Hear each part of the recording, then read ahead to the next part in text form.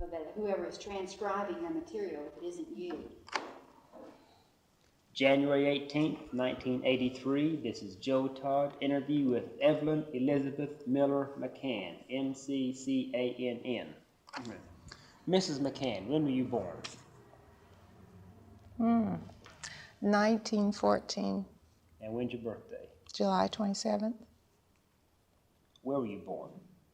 Drumright, Oklahoma.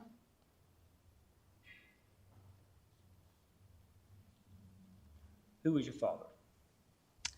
His name was Everett, E-V-E-R-E-T-T, Miller. Was he from Oklahoma? He had come here as a child from Missouri. Who was your mother? Her name was Elsie Kemp, K-E-M-P, Miller. Where was she from? She came here as a very young child from Iowa.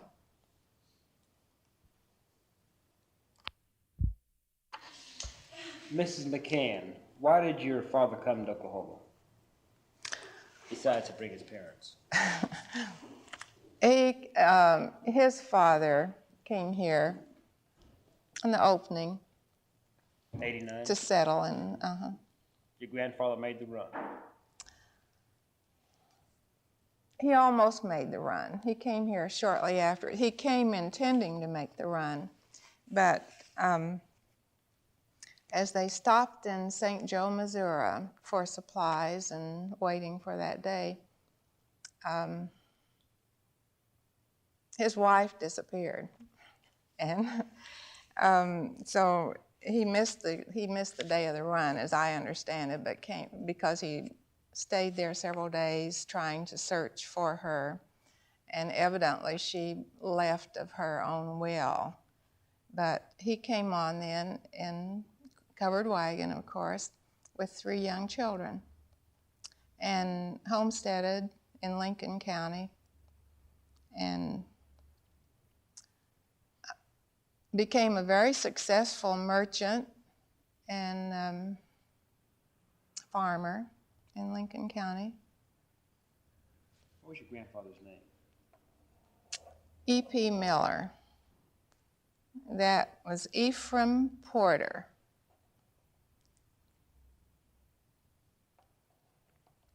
And I wish I had asked him more questions about how he managed with 3 children. They were about age,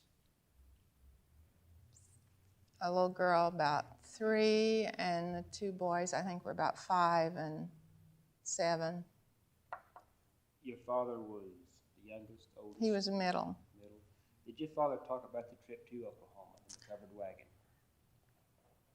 No, I don't remember him talking about it very much. And I don't remember really questioning a whole lot. I just know that.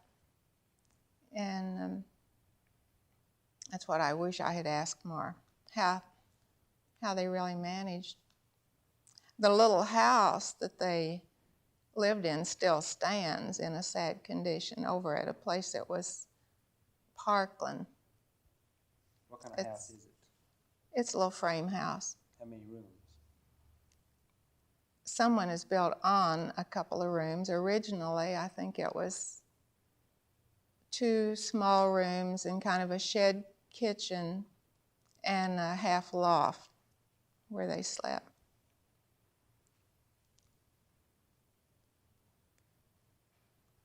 Right across the road from it is a pond where they had, and a park where they had 4th of July celebrations and where they had revivals and where they baptized people. Parkland Pond. Parkland Pond? Mm-hmm.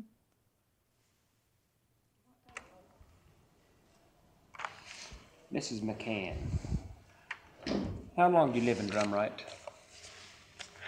Not very long. I don't even remember being there. That's where I was born, and it was when it was in the oil boom time, I guess. or the beginning of it. When did you leave Drumright? I don't know. From there, we lived in Shamrock, Bristol. Mostly, I remember coming to Guthrie to start school in 1920. 1920. How'd you come to Guthrie? How? What mode of travel? In a car. In the car? Where from? I think we moved here from Agra, which is in Lincoln County. Any memories of the trip? Memories of the first day at school. Tell me about that. Memories of the house, which still stands. It's terrible looking. What's the name of the school you attended? Was Capitol Hill. And I went there 3 years. And my brother was 4 years older. I remember going there the first day and coming home for lunch and going down the wrong street and feeling a little bit lost, but I looked up a block and saw my brother running home. We were real close to the school, but anyway, I got on the right street. How old were you at the time? 6. 6. What was your teacher's name? Miss Rohr. I think that must have been R-O-H-R, first grade teacher. And second grade, Miss Hauser, and third grade, Mrs. Morris. When did you begin working for the Cooperative Press? Yes, When? Cooperative Publishing Company When did you begin working for them? in 1933. How'd you get the job? I came here and applied for a job after attending business college in Oklahoma City and got it. Who hired you? Mr. Harmon, Ted Harmon, he was the owner at that time. Mr. Greer was dead at that time, or? Yes, I don't know about Mr. Greer at that time. He might have been living someplace. But What'd you do here? I was a stenographer. Okay, can you tell me what your average day was like at the press? What'd you do? Well, I was in the office, and there was an awful lot of correspondence at that time. Most of mine was dictated to me by the credit manager. What was his name? His name was Bill Dow, William Dow. But the morning was mostly taken up with dictation. That was before they installed dictating machines, just shortly before that. So it took about most of the morning for dictation and the afternoon in transcribing. When did you come to work? What time? Seems like it was 8 o'clock. And how long did you work? It seems like it was 8 to 5 with an hour for lunch. How many would that? 4? 9-hour day? I think so. Could you give a good physical description of what the inside of the building looked like at that time in '33? Well, the East Room looked pretty much like it has looked when these cabinets were in there. The office, the cage was the same. This room was a shipping room at that time. What's this room now? What is this room called? What is it called? Conference room? It will be a place for meetings, conference, displays. And what did you say this was originally? It was a shipping room, as I remember it. Mm-hmm. This was a very busy place then. How many people worked here? I don't really know how many were up in the bindery. I suppose there were 10 in the bindery, and must have been 10 in the press room in the basement, and I remember supervisor, 10, 25. I suppose 25 or 30 people were here. Might have been more. Now, who'd you work for directly? Who was your direct supervisor? Well, Mr. Harmon, Mr. Dowell, the owner and the credit manager. Sometimes the superintendent, Hal Welch, had correspondence. There were 2 stenographers, a bookkeeper, a cashier, and a proofreader in the office. What kind of material did you print at that time? What was your main output? Legal forms were printed for the all the counties in the state. Books were published, ledgers, job printing. I'd say books and legal forms, primarily. How long did you work here? 2 years. 2 years. What was the largest special project they had while you worked here?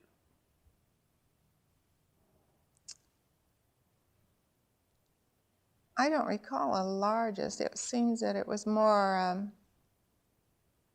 the same things over. Did you have standing customers that? Yes. Salesmen came in from the counties. He did business with all the counties in the state, plus locally. And Mrs. McCann, could you please tell me more about how the second floor and third floor areas were used by the Cooperative Publishing Company? the second floor is a bindery. And it was really fun and exciting to go up there. It was always fun to have an excuse to go to the bindery or the press room where all the people and the action was. I remember the folding machine and the ruling machine. I was trying to think of the man who was superintendent, and I can't think of it. Smith, I think, was on that floor.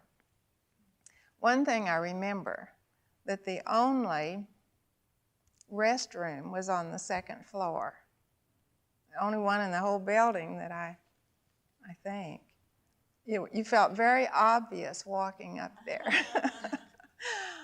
I know one time my aunt stopped in here. She didn't live in Guthrie, and with some small children. And she knew I was working here, and they needed to go to a restroom.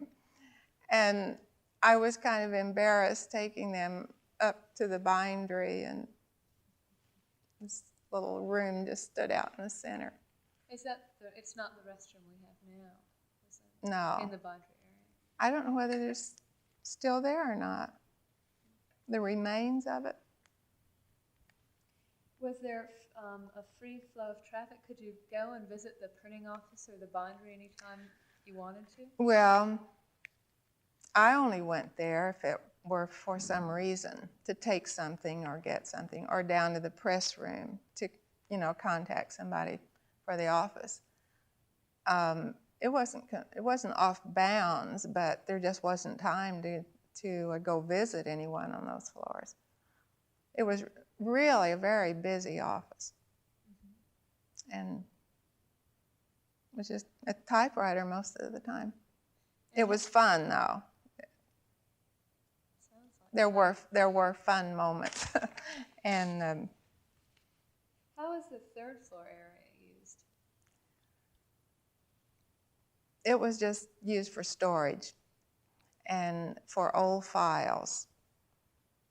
There wasn't anything up there when I was here. Before that, there had been a business college on that floor. But by the 30s, it was just storage.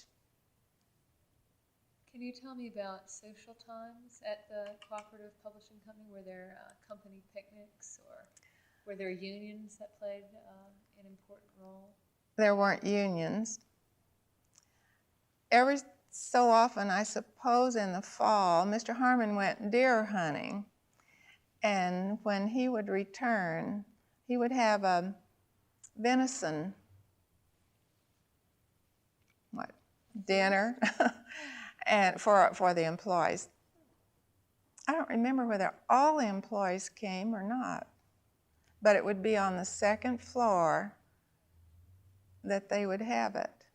It's just a party with venison. There weren't other company parties, but there were just fun, you know, but among, as you worked, it was fun. And you would all eat together? You'd have a No, we meal, went or- out to lunch. Can you tell me anything about the movement of machinery into the company? Were there new machines coming into the company at that time? Was it growing? Do you remember? I don't remember any new machines coming in then. I think they were all the ones that had been there for a long time. One thing I remember is noon. Doris mentioned this. On coming back from lunch, the men in the press room, maybe they brought their lunch, but they would be lined up out on the little porch or leaning on that rail, waiting for, I guess, a bell rang when they were to go back to work. But they were out there in the sunshine. Was there much mingling between the workers from all the different areas of the company? Or? Just during work hours.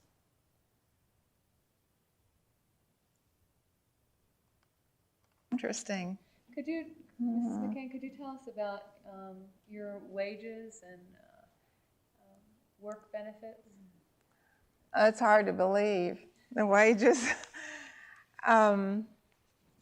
When I was in high school, my last year, I worked at Cress, and the wages there were 13.5 cents an hour. What was Cress? Cress 5 and 10.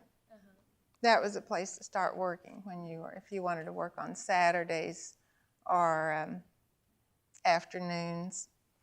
And so when I started here, I think I started at $11 a week. And that was an increase over, $8.35 a week is what it had been at Crest. I thought that was quite a lot of money. I remember thinking, what am I going to do with this? I have so much to spend. It costs about $2 a week for room rent. So just to rent a sleeping room, in someone's home. And you could get a good meal for a quarter. You had time to shop on the noon hour at a old dress shop. Did most employees or did most women have their own rooms, or did they live with their families? And probably most lived with their families, but my parents had moved from Guthrie back to Lincoln County. So I rented a room, which was easy to do then. Were there very many married women that worked at the state capitol or at the Cooperative Publishing Company, or was it usually something you did before you married? The other stenographer was single. The other women were married. And while I worked here, I think the next year is when NRA came in and regulated hours to 40 hours a week. Until then, we worked, most places you work 7 days a week. But when that was initiated, we worked half days on Saturday. So that was real nice to have Saturday afternoon off. Where did you room? You roomed in Guthrie? I first had kind of a one-room, kind of a little apartment in one room. I mean, rather than a bedroom, it was a couch that made a bed, so it was kind of like a little living room with a corner of it, little hot plate, you know, to cook on, and a screen to divide it. And I thought that was really neat.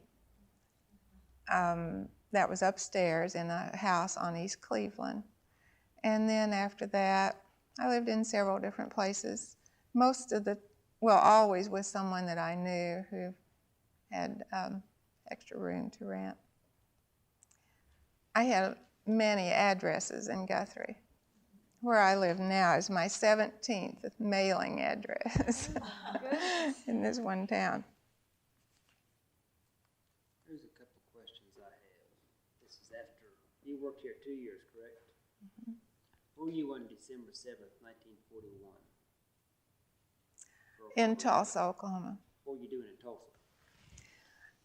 Oh, I was married then, and I had 6-month-old twin daughters. My husband, we were there because my husband was with Dun & Bradstreet. And that day, my parents had come over to Guthrie and to plan what we would do about Christmas. And we didn't turn the radio on all day. Didn't hear any news. And they left later in the afternoon. And my husband and I walked to the corner drugstore about a block away and heard the news. Did you do any work for the war effort? Yes, I saved cans and flattened them, saved paper. No, I wasn't, I only did what I could do at home. Did you live in Tulsa or Guthrie during the war? We lived in Tulsa in 1941. The remainder of the war, we lived in Kansas City, Missouri. So your main war effort was collecting paper and tin cans? Well, it was just what anybody could do at home, was to save things. Victory Garden? A little one. How big? I think it probably consisted of tomato plants, and I wouldn't call it a victory garden, really. There were many of them, but... Why are they called victory gardens? It was supposed to help the shortage of food. Food was rationed then, and I still have some ration stamps left over. So it helped in that respect. This is Kathy Zusy, Assistant Curator at the State Capitol Publishing Museum in Guthrie, Oklahoma. I want to thank you very much, Mrs. McCann, for letting us interview you today. Thank you.